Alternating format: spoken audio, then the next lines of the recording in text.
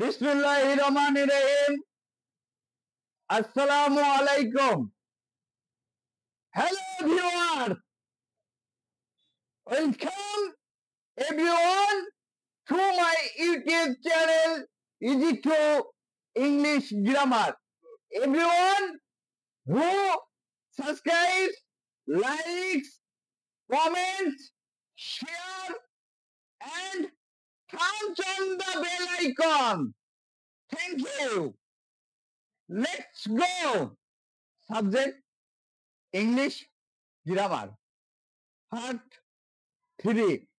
Video lesson 3. Topic Changing Voice. আমরা এর মধ্যে 5টা ফর্মুলা আলোচনা করেছি। আমরা বলেছি টেন্স ছাড়া আমরা কিভাবে ভয়েস চেঞ্জ করব। আমরা একটা আধুনিক পদ্ধতি বের করেছি। সেই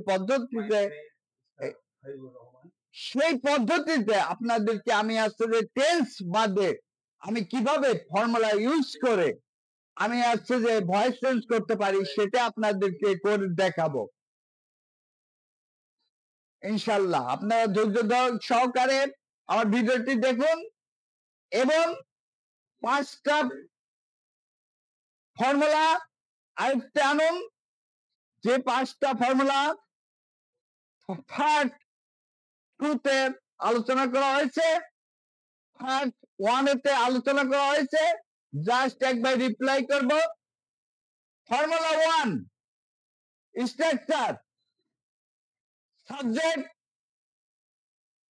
plus to be verb plus V3 plus by plus আদার।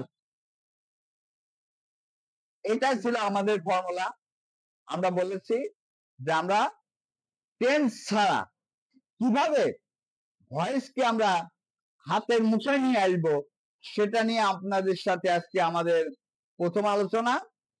তো রুলস 1 আমরা ভয়েস পরিবর্তনে প্রথমে আমরা ভার্ব 1টা ব্যবহার করব। কারণ হচ্ছে যে ভার্ব 1টা কি আমরা জানি, ভার্বের প্রেজেন্ট ফর্ম বা বেস ফর্ম এটা বলে থাকি।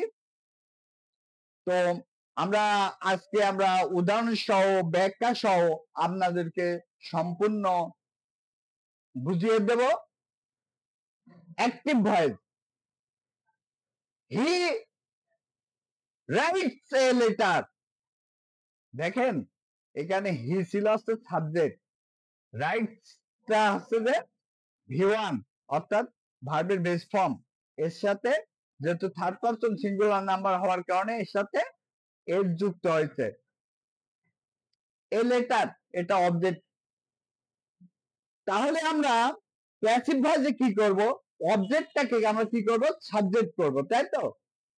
এ লেটার, তারপর আমরা বলেছি বি ভার্ব। বি ভার্বটা কি আসছে, এখানে আসছে যে ইজ। তাহলে a letter is written by him. রিটেনটা কি V3 অর্থাৎ পাস্ট পার্টিসিপেল ফর্ম। ব্যাখ্যা, প্রথমে অ্যাক্টিভ ভয়েসের অবজেক্টিভ, প্যাসিভ ভয়েসের সাবজেক্ট হয়েছে আমরা বলেছি, প্লাস রাইটস ভার্ব 1 থাকায় ইজ হয়েছে, প্লাস ভার্ব 3 হয়েছে, প্লাস বাই হয়েছে নিয়ম অনুসারে হয়েছে, এবং অ্যাক্টিভের সাবজেক্ট হিকে আমরা পজিটিভ ভয়েসে হিমে পরিবর্তন করতে পেরেছি। আপনাদের বুঝতে মনে হয় আর কোনো সমস্যা হবে না।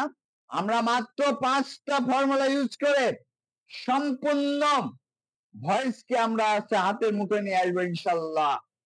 Example 2, I eat rice. এটা same passive, rice is eaten by me. ওই আগে যেটা আছে যে ব্যাখ্যা দিয়েছি ওটার মতনই ব্যাখ্যা। রাইসটা হচ্ছে যে যেহেতু অবজেক্ট ছিল সেহেতু এটা হয়েছে সাবজেক্ট, প্যাসিভের সাবজেক্ট হয়েছে। আর ভার্ব হচ্ছে যেহেতু ইজ হয়েছে, যেহেতু হচ্ছে যে এটা হচ্ছে প্রেজেন্ট ফর্মে আছে। আর আমরা হচ্ছে যে প্রেজেন্ট ফর্ম বুঝি না, V1 আমরা বলেছি। আমরা অত কিছু যাব না, আমরা V1 নিয়ে আমরা কাজ করব। ইথেন V3 বাই আর আইটা হয়েছে আছে যে পজিটিভ ফর্ম কি মি। আমরা বুঝাতে পেরেছি। Example 3, active Raju writes a love letter. Passive, a love letter is written by Raju.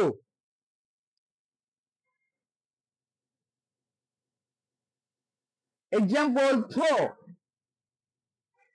active, I do the work. Passive, the work is done by me. Example 4, active, he calls me. যেহেতু me আছে এখানে একটা ব্যাখ্যা আমরা দেব, সেহেতু আমরা আগে ব্যাখ্যা দিতে না কো প্যাসিভ ভয়েসটা করে নি। I am called by him. ব্যাখ্যা দেখেন, এই বাক্যে হি হলো সাবজেক্ট আর মি হলো অবজেক্ট। এখন কথা হচ্ছে নিয়ম অনুযায়ী অবজেক্ট মিকে সাবজেক্ট আই করা হয়েছে, তারপর এম অথবা ইজ অথবা আর এর মধ্যে থেকে আই এর পর এম বসেছে। আমরা যেটা বলবে সেটা আমরা জানি, সবকিছু রুলস ব্যতীত হয় না, সেহেতু কিছু আমাদের রুলস ফলো করতে হবে, বাট আমাদের ফর্মুলার দিকেও যেতে হবে। তারপর ভার্ব কজ পাস্ট পার্টিসিপল বসেছে, ভার্বের ভিতরি যাকে আমরা পাস্ট পার্টিসিপল বলে থাকি, তারপর বাই বসেছে। অতঃপর সাবজেক্ট হি কে অবজেক্ট হিম করা হয়েছে পজিটিভ ফর্ম, অর্থাৎ কলস এখানে থাকায় পজিটিভ ফর্মে এম হয়ে এম বসেছে, প্লাস ভিথ্রি কল্ড বসেছে, প্লাস বাই প্লাস অ্যাক্টিভের সাবজেক্ট এর অবজেক্ট ফর্ম হিম বসেছে। আপনাদের আমরা ফর্মুলা 1 বুঝালাম, এরপর নেক্সট পার্ট ফর্মুলা 2 তে আপনাদেরকে আমরা আরো শিখাবো নতুন কিছু নিয়ে। সে পর্যন্ত ধৈর্য ধরুন এবং আমার সাথে থাকুন, এবং আমরা সহজেই 5টা ফর্মুলা ইউজ করে সম্পূর্ণ ভয়েসকে আয়ত্ত করবো ইনশাল্লাহ। আজকে একটি মাত্র আমরা ফর্মুলা ইউজ করলাম, ফর্মুলা 1। এরপর নেক্সট ফর্মুলা 2 নিয়ে আলোচনা করব, সেখানে পার্ট 4 থাকবে। তো নেক্সট পার্ট 4 দেখার জন্য সবাইকে আমন্ত্রণ জানানো হচ্ছে, এবং আমার সাথে থাকার জন্য সবাইকে আন্তরিক মোবারকবাদ এবং অন্তরে অন্তঃস্থল থেকে ভালোবাসা এবং শুভেচ্ছা এবং অভিনন্দন, এবং অন্তরে অন্তঃস্থল থেকে একগুচ্ছ ফুলের শুভেচ্ছা।